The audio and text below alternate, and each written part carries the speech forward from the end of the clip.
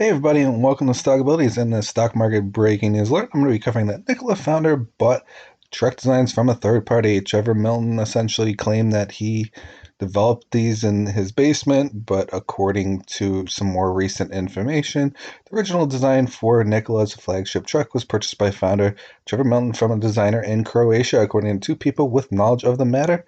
Despite company claims in a 2018 lawsuit that the vehicle was initially designed by Mr. Milton himself in his basement. That particular truck, the Nikola One, is at the center of a $2 billion lawsuit with Tesla, in which Nikola alleges its rival infringed on its patents. Nikola claims in the lawsuit that Mr. Milton began designing the model in 2013 with other company staff later working on it. So something a little bit off going on there. It goes on and on. Basically, Nikola and Tesla have been kind of fighting. Tesla and Nikola say that they took this design. This is my design. Tesla says no. This is my design. Back and forth. A little bit of a drama on that one there, and it goes into more details that the lawsuit with Tesla filed during Mr. Milton's tenure centers on the origins of the designs for the Nikola One truck. So they've already been sort of looking into that aspect. Something else to bring up here that Hindenburg actually brought this up in our short report that Trevor claims Nickel designs all key components in-house. They appear to be simply buying licensing from third parties. Seems to kind of reflect back on that design and that original concept. And Hindenburg here posted this, weeks and weeks back. So it seems that they did their research, at least this time around, for this particular company, because a lot of this stuff seems to be coming true. Uh, you know, Even with them appointing his brother as a director of hydrogen production infrastructure, etc.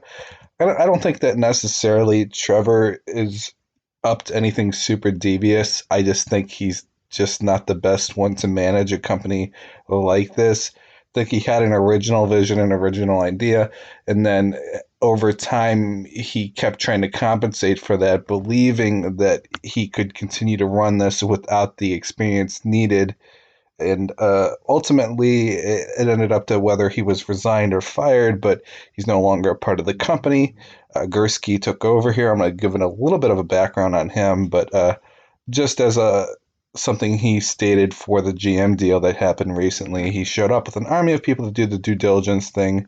I don't doubt there are going to be twists and turns here, but I did put my reputation on the line for this deal, so he adamantly believes it's a legitimate deal. He adamantly believes that the company itself is a quality company.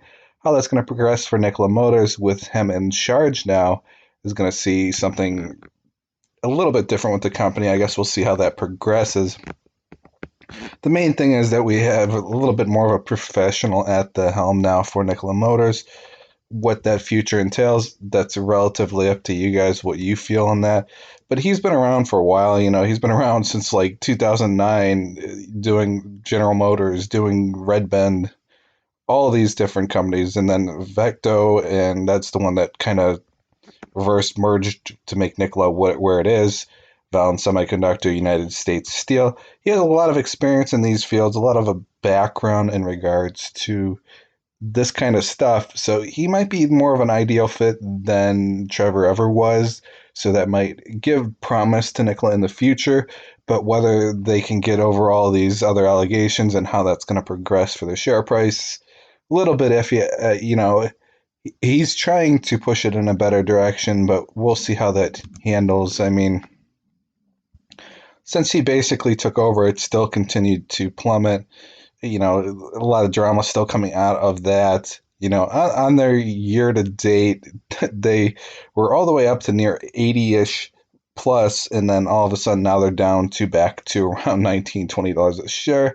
Is it time to get in? It might be, it might not be, really relative to you.